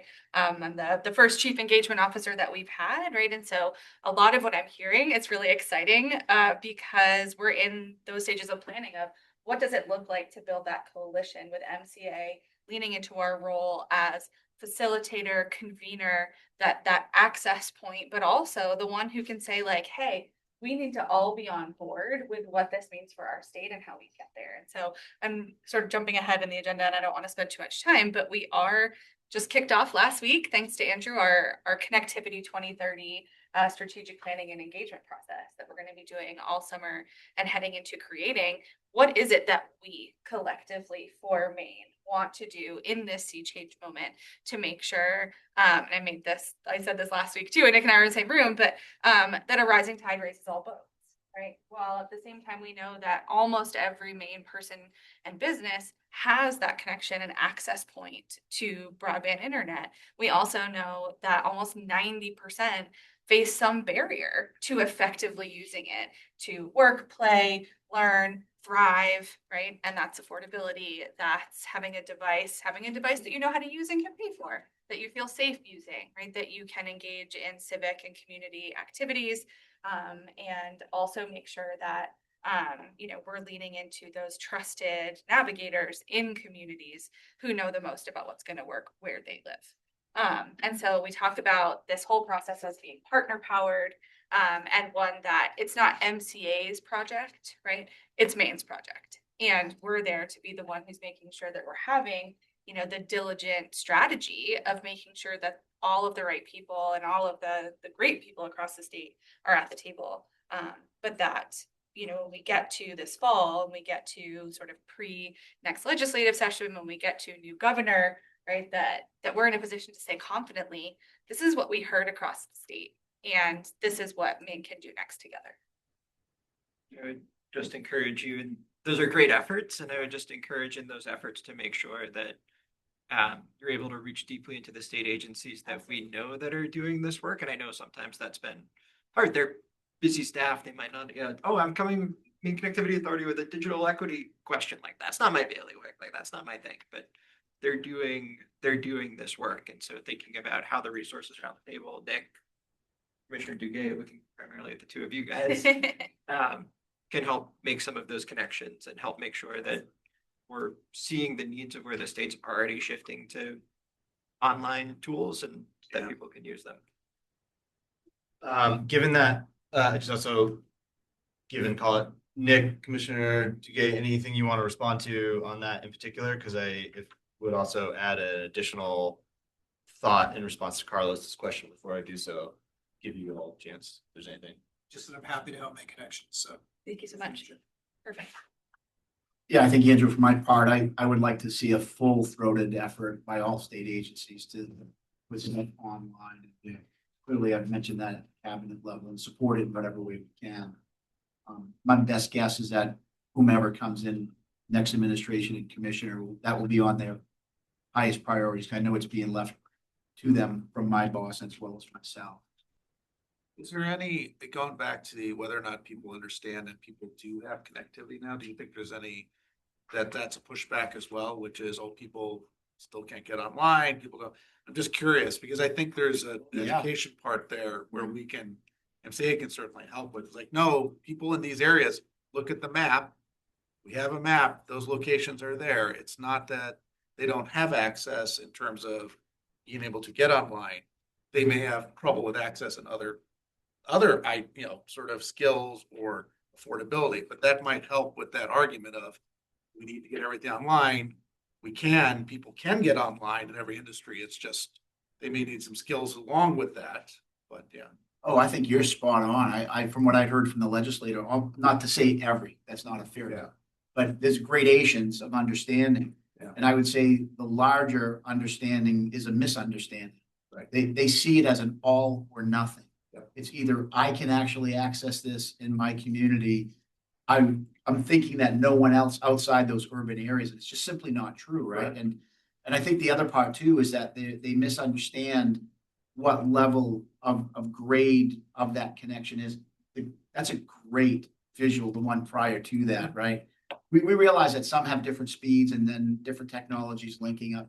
And there's some issues as it relates to that. We all, I think, understand that here. But I would say that the legislature, that's not true. That they just don't understand what the current status is. Yeah. And that's going to be a push, I think, to get them to come to the point where they understand that this movement to put things online to make it more accessible is a necessity in many cases. Because that was the idea, right? Versus you're in Palmyra and having to drive into Augusta.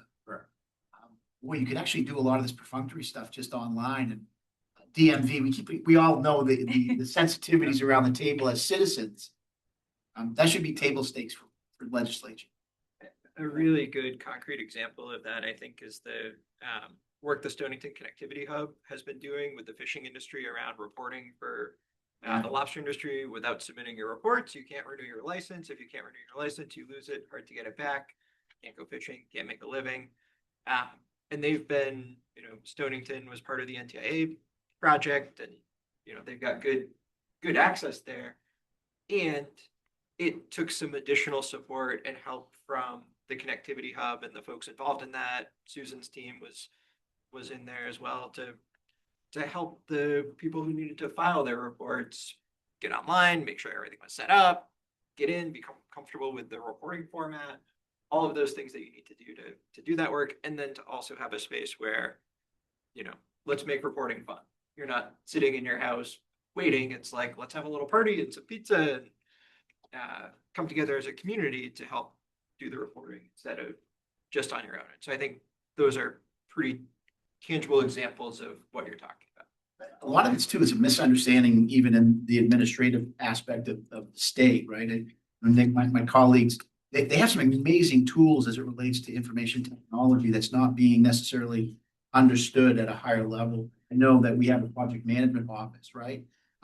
It's some great people there. My thought on the cabinet with my colleagues is that should be the operating system for all of us, not something that's segregated, as it were, just in information technology. That should be, in effect, how we all operate: customer discovery, continuous improvement, so on and so forth. And it's not seen that way because they don't understand what the value of, not the value, excuse me, they don't understand that that's actually a really important piece that can actually link a lot of these different pieces together. It's kind of the missing link, but my point to them all the time is you already have this, just not utilized. So, it's an interesting point as to what you already have, and you think about the function of the Stonington Connectivity Hub. A key part of that being a place and expertise to anchor those needs and that technical assistance that is owned. And I think one of the key questions that I think intersects a lot of the next phase of our conversation this afternoon is this state will, in the next year and a half, this state will own a key piece of infrastructure and asset to build around to address a lot of these needs. How does MooseNet help facilitate a more coordinated and consistent way of technical assistance with state agencies and or local or regional government? How do we continue to build upon the very, very strong function of things like the main school library network that facilitates the bulk procurement of equipment and services to schools and libraries, and expand upon that model, leveraging and utilizing MooseNet in an intentional way? So again, like one key thing to your question and to your question and to your question, we will own a new asset that has to be a part of how we think about addressing structural deficits and strategic partnerships. And the nice thing is that we have to figure that answer out in the next 2 minutes. But before kidding aside, I know we probably want to chat more about it, which I appreciate. We should transition in the next 3 minutes to item 4B of the agenda before we change gears, because I think probably everyone's at that point where we need to take a quick break. I think assets is a good point, and I think that what's evident is we have assets now we're not even leveraging. We have the data on the map, we have the best practices. So we have a number of things that I think we've realized need to be opened up in some way to make sure people, because we've built over 5 years, we've built this knowledge base, and we need to make sure that that knowledge base is in front of and being used by others who are very, very tangentially familiar with what we're doing. And so it's not just the assets to come, it's also the assets we've built. So I just think that's just something. I have to slip in one question in that 3 minutes. Yeah. How much of this, or do we have data that helps us clarify how much of this is affordability? Affordability continues to haunt me or us. And I don't know the answer to that, but do we have data with all this data we have that says, we've got a 42% take rate because X say that $70 is too high or whatever the number is. Do we have that, or do we have any? So I was gonna say, like, all three of us have parts of that answer. I can start. Yeah. So we don't have that answer to that exact question. But what we do have are data sets that could give us clues. So we have the ACP. There's a question on there about devices and access. We have our broadband surveys, the one done for the BEAD planning process and the one that we just launched recently to get another indicator of affordability. And then I think a big push with the ACP that we did and the number of people that were eligible for that program and that signed up for that program when they understood the ease of doing so with support is a huge indicator about the size of the affordability problem and who it's impacting. It feels like in this current financial landscape, though, that something has moved, right? Our baseline of affordability was different than now people are trying to prioritize heat and food. And so even the data that we have, I feel like is probably not capturing the whole problem. Yeah, we just launched our next public survey last week. And there are questions in there that get at affordability from a couple of different directions. And one of them is like, have you ever had to deprioritize connectivity because of other costs, right? And so I think that's a way we're trying to get at that, right? Because of course, right? I think that's something that underscoring that affordability is a moving target, right? And it's also dependent on a lot of other factors. And so we know, we know that it's a big one. What we're trying to do is have some quantitative data to serve as a backbone for being able to answer that question better through the survey. And then through all of our engagement activities over the summer and with our partners, we're going to be looking at that like, okay, but how, right? How does that play out? How does it play out in different regions for different people, for different age groups, for different, in just under different circumstances. And so that's what we're hoping to be able to flesh out. The last thing I will add to that is keep in mind where we are in terms of projects. So we have a lot of projects that they've just went through their first annual report. Yeah. So as we get annual report to annual report, we can also ask additional questions, but we are going to be able to understand a little bit more from that, like where our baseline was and where we are as this moves forward. And also what some of the changes that we've seen in the last few years that I don't know that we could have anticipated 5 years ago is just the number of providers that are building out and expanding in the state, even privately. So we're seeing more competition, which affects its costs in its own ways. We're also seeing efficiencies of scale and then our subsidies, right? And so I think that there's more of a global perspective on affordability of service, not necessarily an individual's affordability, because we know that for one person's $50 is not another person's affordable. And so I think we're probably a little bit out from a more global perspective, but in hindsight to the investments that we've made. I think we're gonna close this portion of our learning time. I know first there's an item that has to be dealt with, but I just want to say, for my piece, when we go into lunch, I encourage you all during that time to continue talking with each other and in addressing some of these specific questions. Find an MCA team member who brings expertise on something that you're curious about, and pick the brain, right? And have some of that good conversation. So with that, I'll pass it to Andrew. Yeah, I think actually it's, we're back into CME board business, for item 4B, for Nick, and then we'll come back out of executive session to close the, board business, and then we'll go back into executive session for the duration of the afternoon. Cool.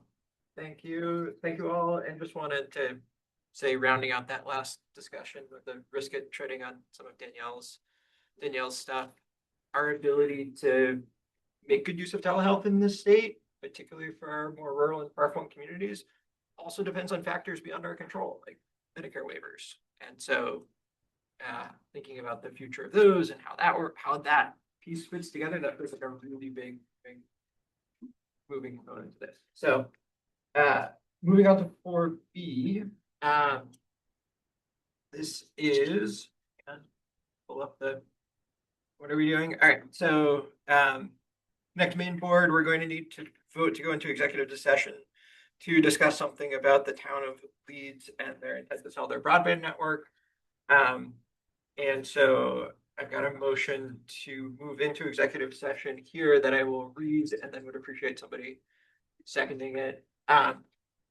And so move that the Connect Maine Board enters into executive session to consider information designated as confidential under the Maine Freedom of Access Law, 1 MRS 4023B, and section 4056E, consultations between a body or agency and its attorney concerning the legal rights and duties of the body or agency pending contemplated litigation, settlement offers, and matters where premature general public knowledge would clearly place the agency at a substantial disadvantage. In this motion, would also like to request that the Maine Connectivity Authority Board stay in the room, thinking about the transition or sale of a broadband network as a public entity being something that is of joint board's interest, and also would ask that MCA staff stay in the room for their substantive knowledge. I don't want to name all the staff in the room, but we'll just cover it with general MCA staff. So with that lengthy wind up to a motion, do we have a second? All right, move second, and do we have a motion to go into executive session? All in favor? All right, we got 4 or 5, we got a quorum. Great, thank you all. We're going into executive session. Susan has dropped off. Oh, she's still there. She may be, she said she was at 11:50. She said she had a thing for an hour that she might not be able to be on for.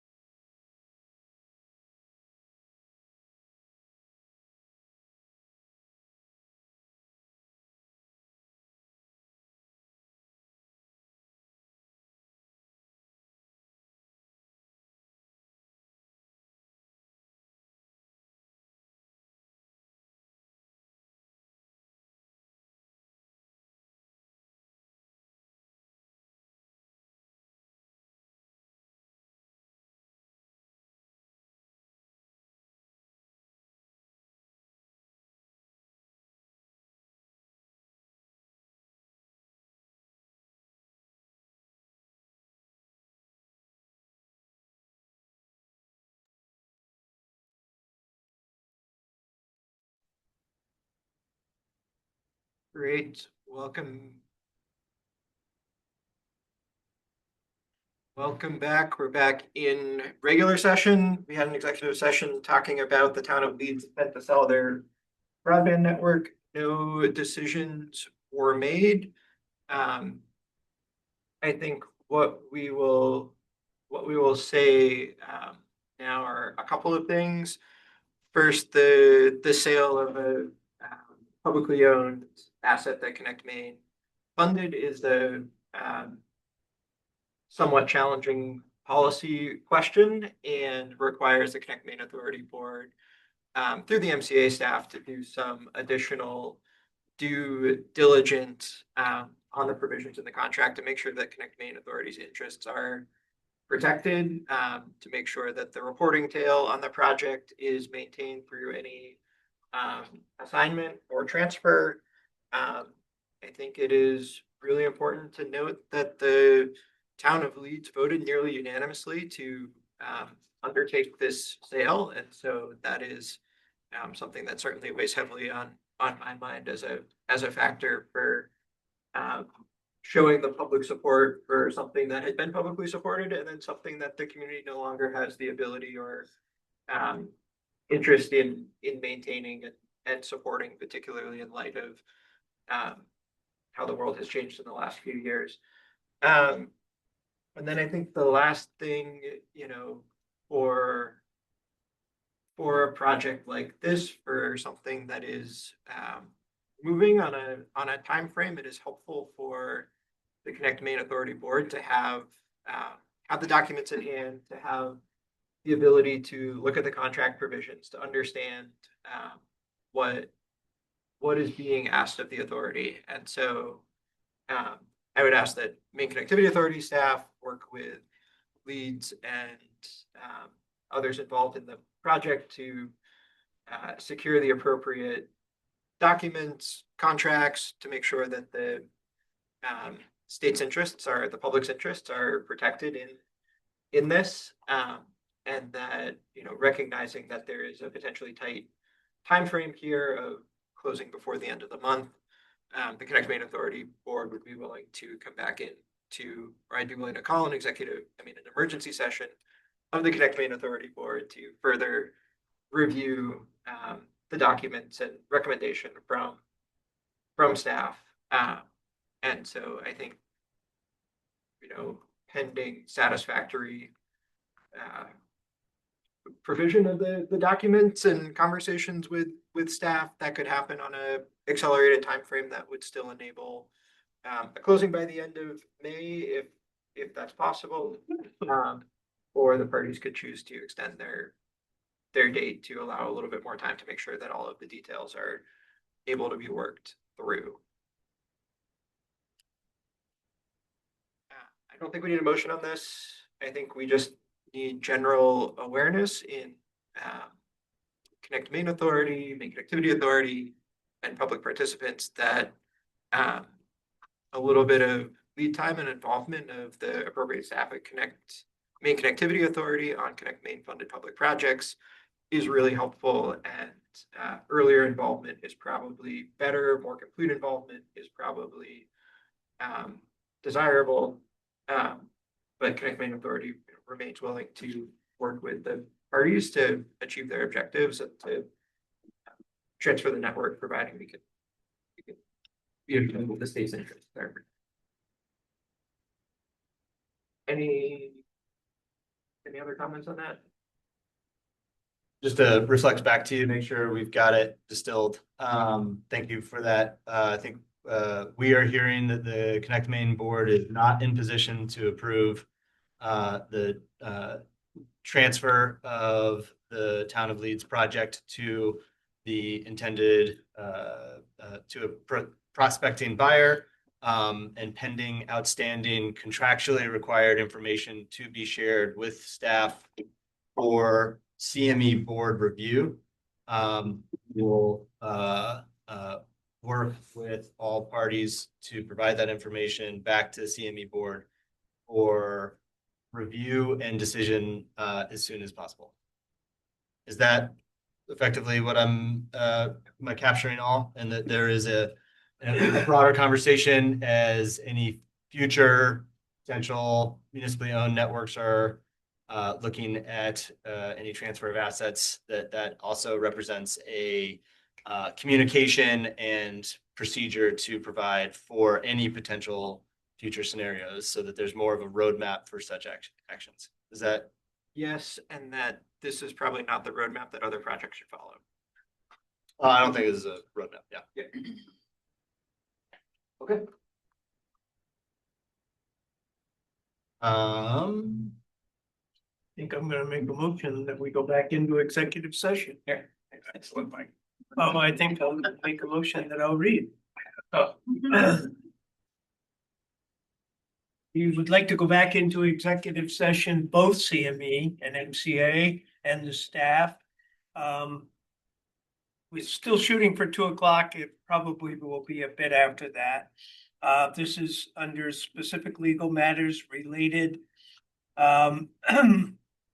Move into executive session to consider information designated as confidential, being freedom of access laws, 1 MRS section 4023B, matters within the scope of attorney-client privilege, and section 4056E, consultations between a body or agency and its attorney concerning legal rights and duties of the body or agency pending or contemplated litigation, settlement offers, and matters where premature public knowledge has clearly placed the agency at substantial disadvantage.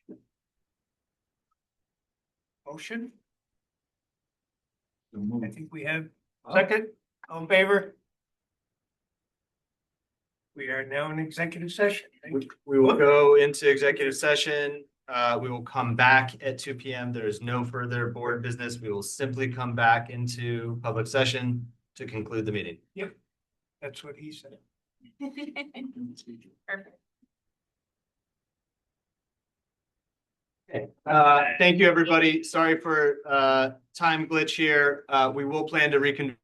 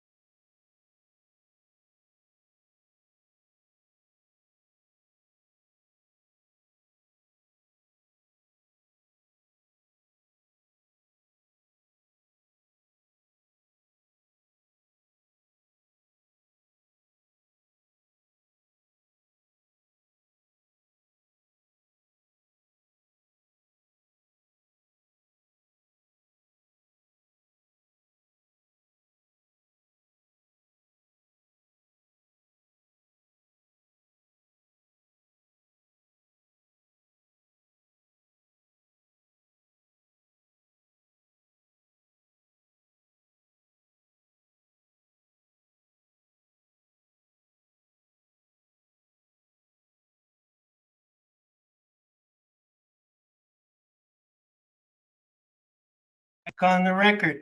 I want to reiterate for the record that the board of directors of both. I think we need to come, sorry, I Sorry. think, Quinn, tell us when we are back out of. We are back. We are Okay, back. all right. This is Mike Reed. I want to reiterate for the record that neither of the boards conducted, sorry. What we conducted in the joint executive session considered no other matters than the motion to enter into executive session and took no final decision or vote on the matter during the executive session. With that, I'll take a motion to adjourn. Second. All in favor? Meeting's adjourned. World travels, so. Wait. Thank you again for hosting. Yeah. Pleasure. Thank you, everybody, for your time. Good time. Thank you, Carlos and team, again. Thank you, Quinn. Yeah, thank you, Quinn. Um, Anyone want to take any? How's that going? If you must know, Carl. Right, you know, people know. Oh, no. Well.